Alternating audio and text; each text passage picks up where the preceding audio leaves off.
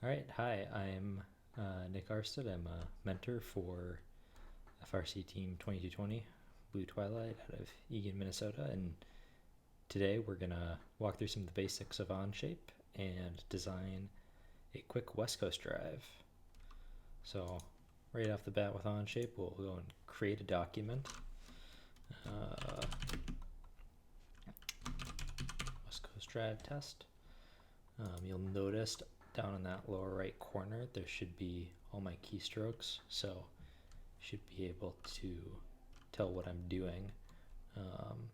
So the first thing we're going to do is enter a sketch. I'm going to use that, enter that using the hotkeys, and we're going to make a few rectangles. We don't need to worry about what the size of those is exactly right now.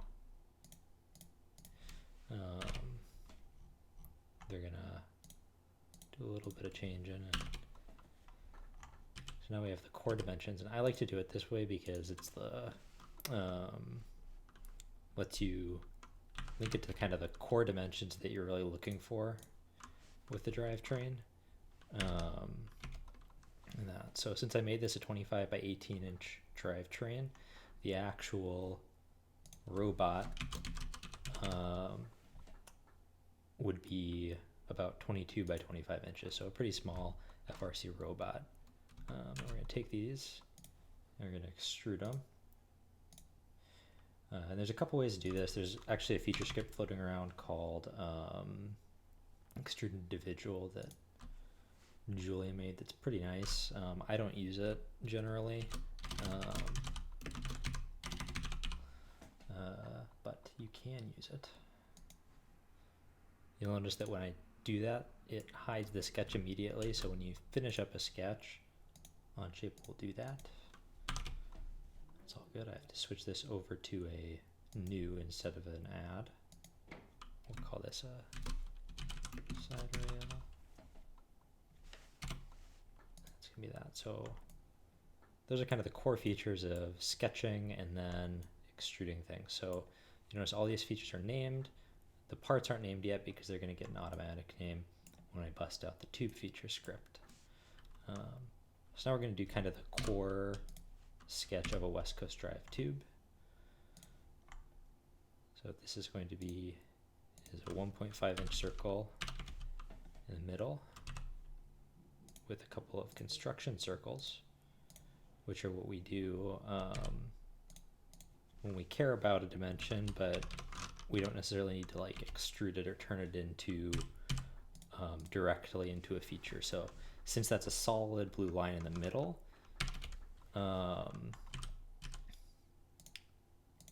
that'll actually, when I take this and I want to extrude it, that'll make a cut in it. And we don't necessarily want that for these other ones. These are really there for actually a whole pattern. And what I'm doing right now is I'm doing an implicit constraint. So as I drag over there and I drag that orange line out, and I get a couple of nice little points there. So now we're going to do the sliding. So this, I'm doing a conventional sliding bearing block style of West Coast Drive.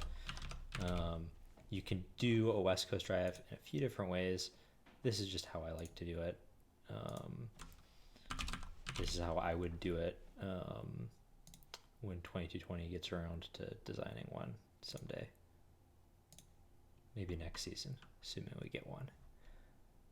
And we're going to use a slot on this. This is called the slot tool. Very useful. And then that kind of gives us our core geometry for that slot. Now you notice this is blue. Blue always means you can drag things around. So in this case, it means that it's not constrained. It's on this line, but it doesn't know how far it's going to be along that line yet. And what that dimension is going to be is, so I'm going to skip that. So I'm going to give this a dimension of, say, what looks good, probably like 9 inches, maybe 9.5. So if this is a 4-inch wheel and I want the wheel to be in the center of that, the wheel would be right there, so it would have about 1 inch in that. I know some people would like to push that a little bit further, but if I roll that up to 10, I'm guessing, no, that'll work. roll that up to 10, it'll get all the way out up to the edge. So 10 is a nice clean number. You'll notice though, right, I have to run a chain between these. So if I take that line, you can see that actually, it's really not that bad. It's going to be a little bit over 10. We have a Nautilus cam in here that's going to let us tension this anyway, so don't really care about it. We'll name this the features sketch. So we got those. Oh, oopsies.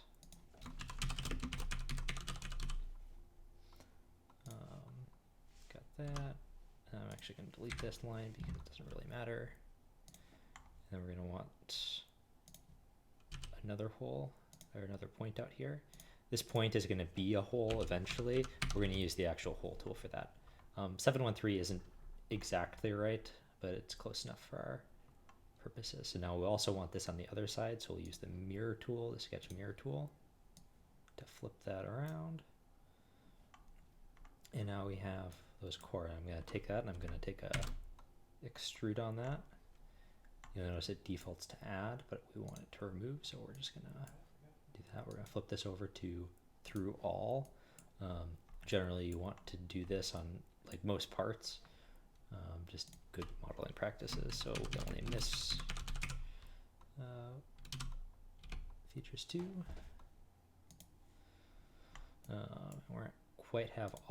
We don't quite have all of the things that we'll want here, so we're going to use the hole tool. We'll flip this over to number 10s. We don't want a countersink, we want simple. And we'll do this as the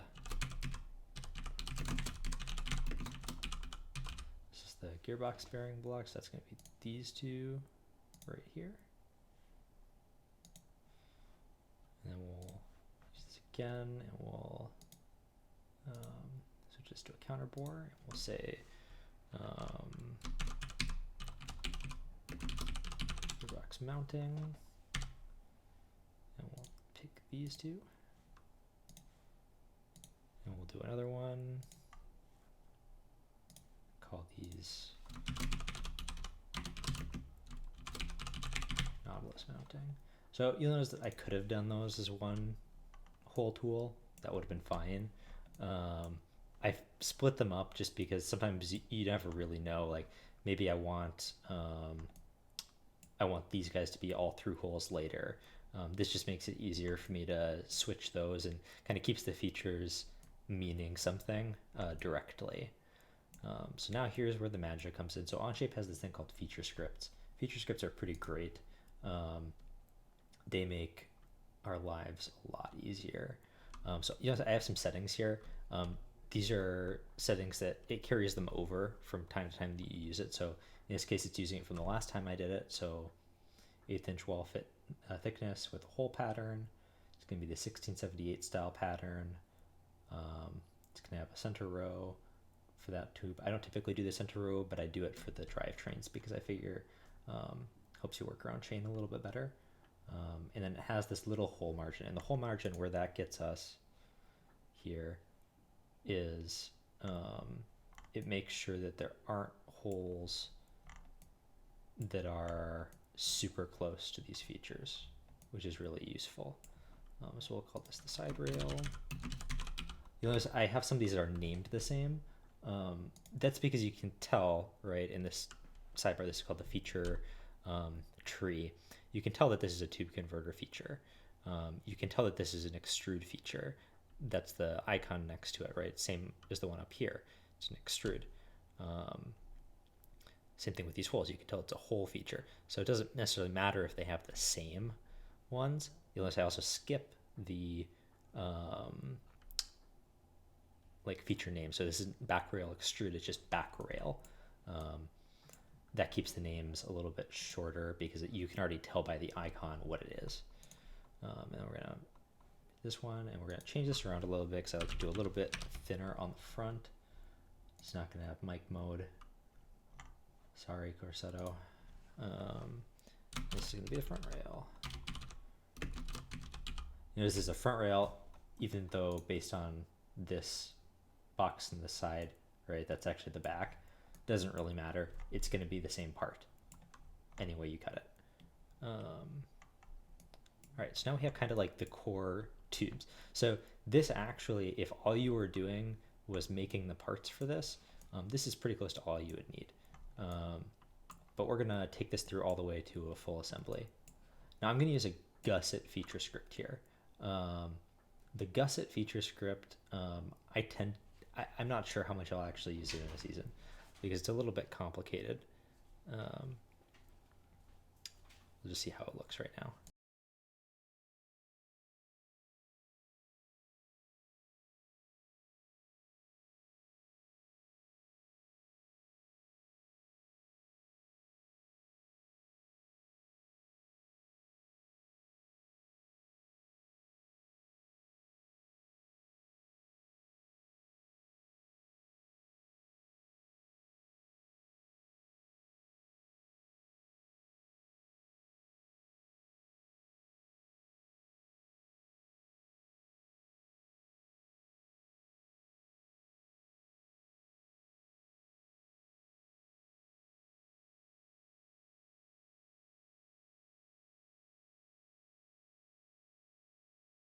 All right, so you can see that's kind of how the corner gusset works. Now, where this corner gusset breaks down is that if I were to change these tubes, these hole features would stay the same, and it would be grabbing on these hole features, but maybe this tube is longer. So that shifts this over, and it gives us not the same part. That's just because of how Onshape handles feature IDs internally. It's not really something you could fix. One of the other things that we'll do while we're in here is we'll round these guys off a little bit. So typically with 2220 we have a 4mm approximately cutter in here, so I'm going to take these guys,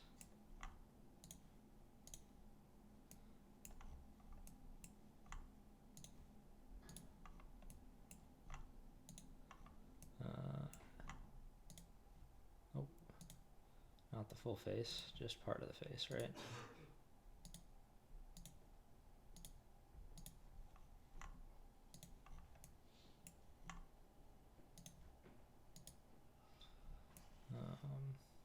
Actually, I'm gonna skip these guys. So you don't really want those to be super big. Giving them a little bit could be nice. I'm gonna flip it over here, and do the rest of them. You know, this is like the most tedious click heavy part of this entire thing. It's not even really strictly necessary. Depending on what your CAM software is like, it might just be fine with you leaving those. It's good to have it in there just because it keeps the design intent. It looks like I missed one. Notice that you can see those edges, like even if I rotate around, you can see them through that. So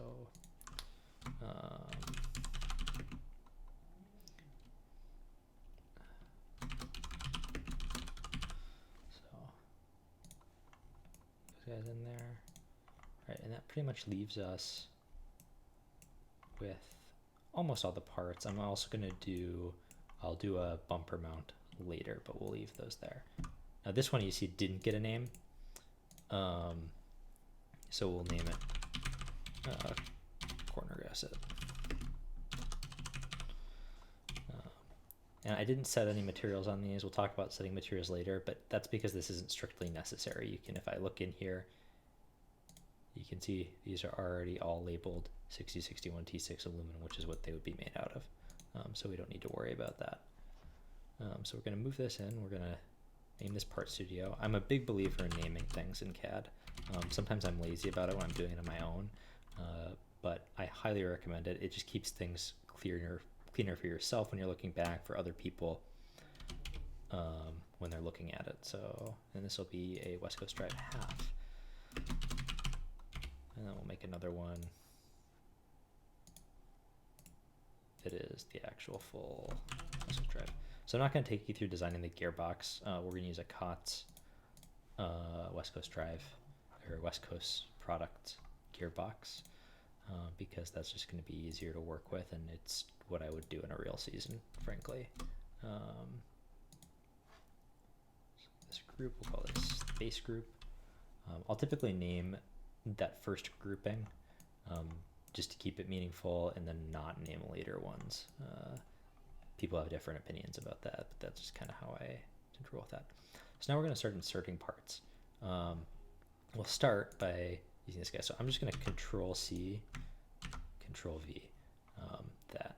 So that's something that you can do in Onshape. Onshape, just copy paste keyboard shortcuts, just like you would in Microsoft or whatever. And we'll do another couple. Oh, gotta get out of there. Get another couple of those over here, and we'll do that.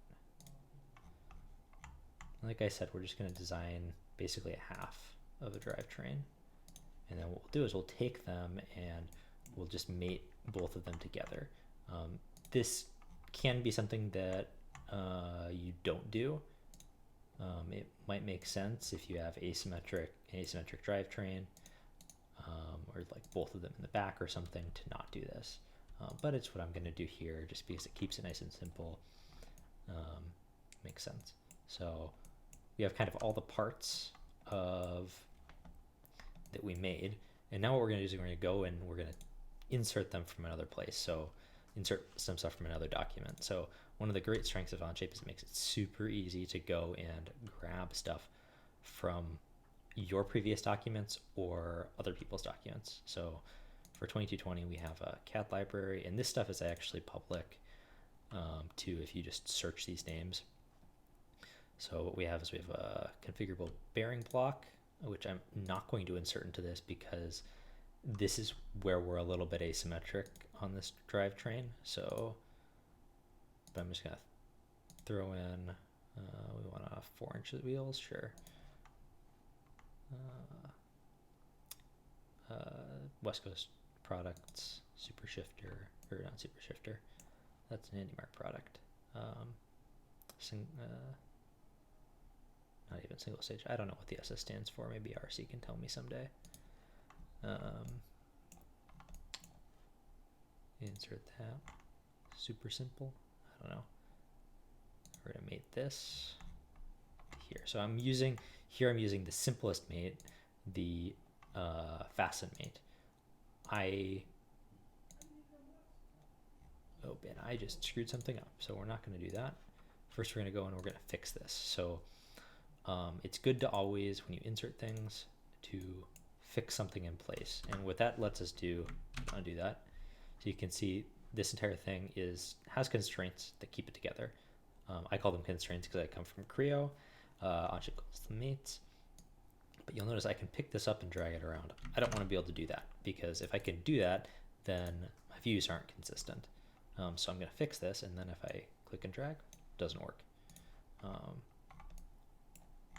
then when I fix this, when I constrain this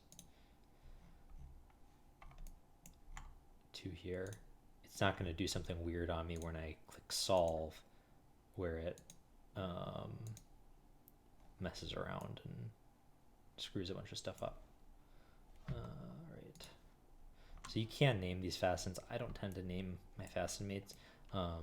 You'll see why towards the end of this video when I start doing a bunch of replicate stuff. It just becomes hard and meaningless to do that. So I have the bulk of a half here. I'm skipping most fasteners other than the ones that came in with this. The reason I'm doing that is just because we'll do that at the end. West Coast Drive. It's always good to do the fasteners close to the end because since you're using a bunch of replicates and stuff, since you're replicating them in a bunch of places, you can get yourself into a mess where you have a bunch of stuff broken if you don't do it towards the end of your design. So I tend to, other than like really critical ones, I tend to wait. So I'm taking that, copy pasting it.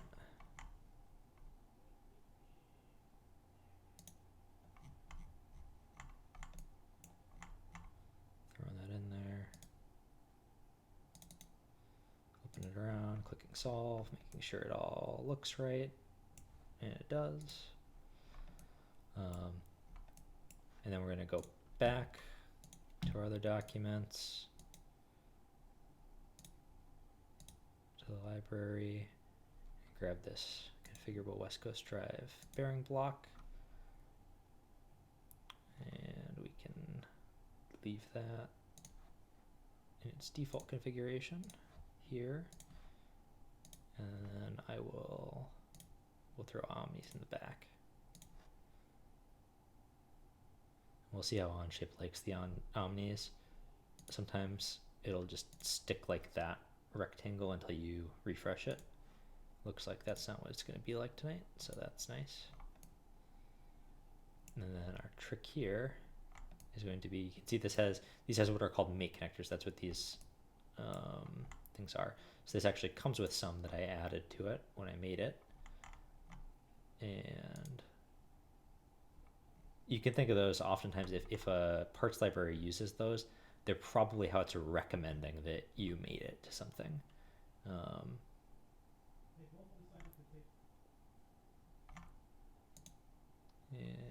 it's thinking. Give me a sec. All right. Oh, what's broken here? I don't know. Wasn't happy with that mate.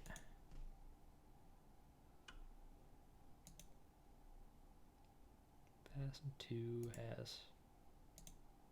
I'm gonna delete that mate. Nice thing about Onshape, doesn't really lose things. So if it starts bugging out on you, you can just refresh it. Tell it to figure it out.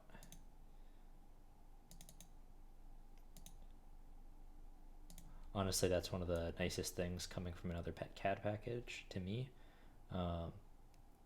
is that I don't feel bad about refreshing or leaving a document, because Onshape basically never loses progress. And that's somebody that came from Creo, which modeling kernel crashes and you lose a bunch of work, is fantastic. Just saves, I think I'll have hair for another 5 to 10 years because I don't need to tear it out over losing progress.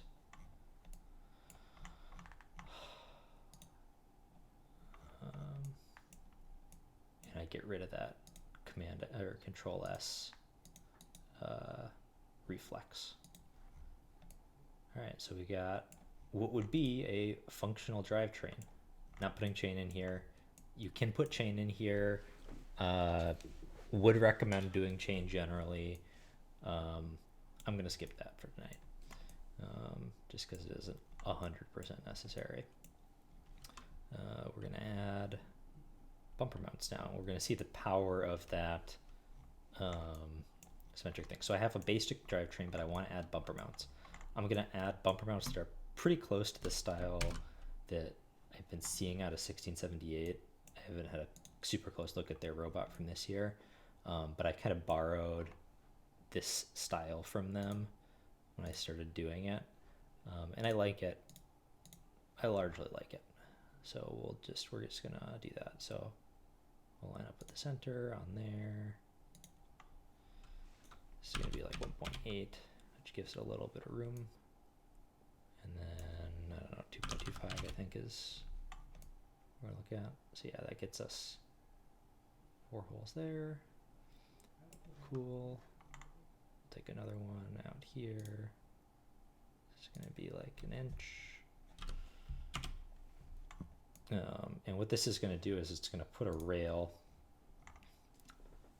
that legally counts as a supporting member along the outside of this. So what we're gonna do is for that we're gonna use a tube axle, and this isn't like, you could do this in a few different ways. People like to run rectangular rails because they like to mount things to it. that's fine too. I'm not making any judgments on exactly how you want this to be, but this is how I personally am going to do it now. Partially because I think it's just I think it's a pretty solid way of doing it. And you notice the way that I constrained this makes it really easy to change this. If I were to switch to 6-inch wheels, I would just make this taller. If I wanted a little bit larger wheel well, I could just make this longer. And then we're going to take this and we're going to do some tangents. You notice I'm using implicit constraints there. I'm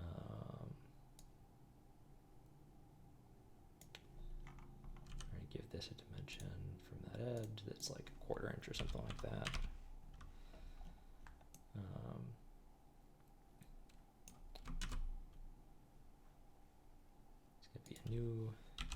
It's going to be 3/16 inch.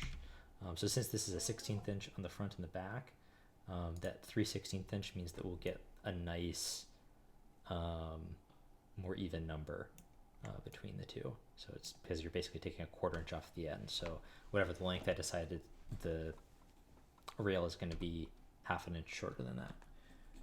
So this is going to be bumper.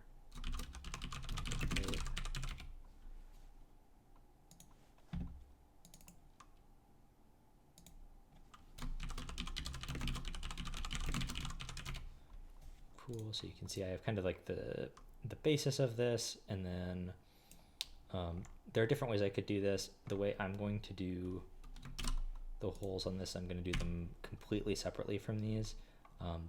That's this. You can think of this as basically how, if I was doing the gusset correctly, how I would have done that. If I was doing it in a non-lazy way, this is basically how I do that. So we'll give it those dimensions. We'll take a linear pattern. This is another thing that people have different opinions on. I'll tend to do a linear pattern and then a hole feature. Sometimes that makes sense, sometimes it doesn't. You kind of just have to go with what you feel feels right. So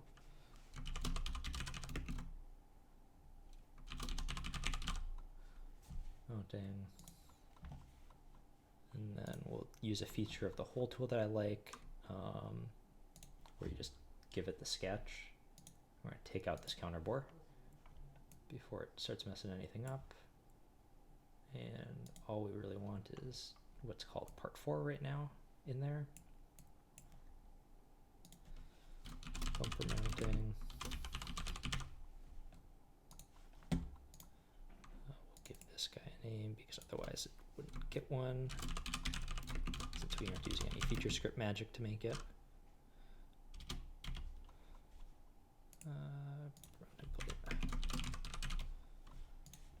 And we'll give it a material 661 aluminum. And then for this next bit, what I'm actually going to do is I'm going to isolate this, just because it'll make it easier for me to work on it with other stuff. So I'll unhide this.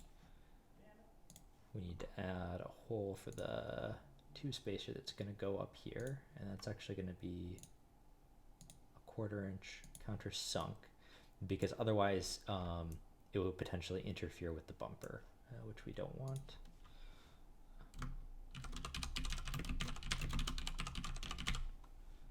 Tube mounting, and then we're going to round all of these edges, just so we get it looking nice. And then since it has that countersink, the opposite part is going to be a different part. So we're going to use the mirror tool.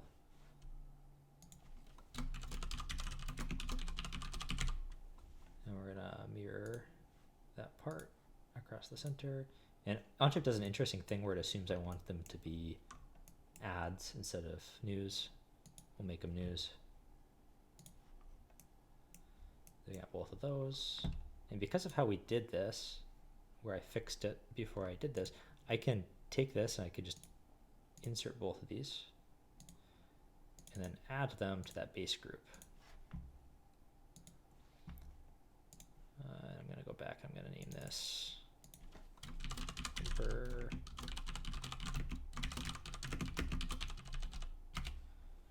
to mirror to here. And then here's where we're going to start using some of the MKCAD stuff. So MKCAD is a parts library put together by some great folks.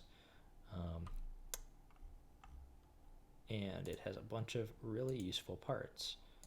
One of the things that they adopted is my tube spacer configurable part, which is great. Love to see it, because I prefer things to be in MKCAD and not in a 2220 exclusive library, just because it means more people can use it. And ultimately people become aware of different ways of doing things. So I'll throw that in here. So I have that one, and you can see I'm making these selections kind of strategically, because when I go back here, now I've got everything. We have that plus those bumper mounts. And I'm going to go in here. I'm going to introduce you to a few more things that are just related to standard parts and fasteners. So Onshape does have a standard parts library in here. So I'm already in where I would want to be, but you might potentially have to go to ANSI inch, bolts and screws, socket head screws, socket counter head, quarter 20, yes. So you can notice, like I said earlier, right? See that May connector? That's how they think you should mount it. You should probably constrain it. So I'm going to mount over this angled face. I'm going to hold shift to give it to, because when you hold shift, what it does is it keeps all the things there. So I can make sure that's in the right place. So we've got those, and we just want to add some rivets. I don't typically add rivets. They're not really necessary, but we'll do it now just because it's going to be a really good example of how do you use the replicate feature. So go to MKCAD fasteners for a 3/16 inch rivet, and we'll just keep it at the default.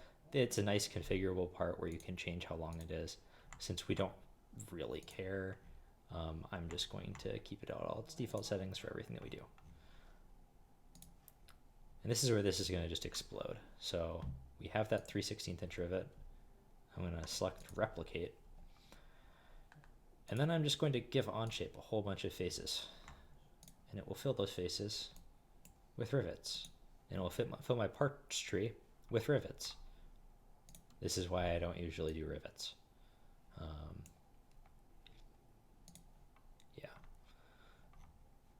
So I'll go in here, and these guys also need rivets to hold them on. So I will replicate those, and we'll do it slightly differently where I'm selecting individual edges.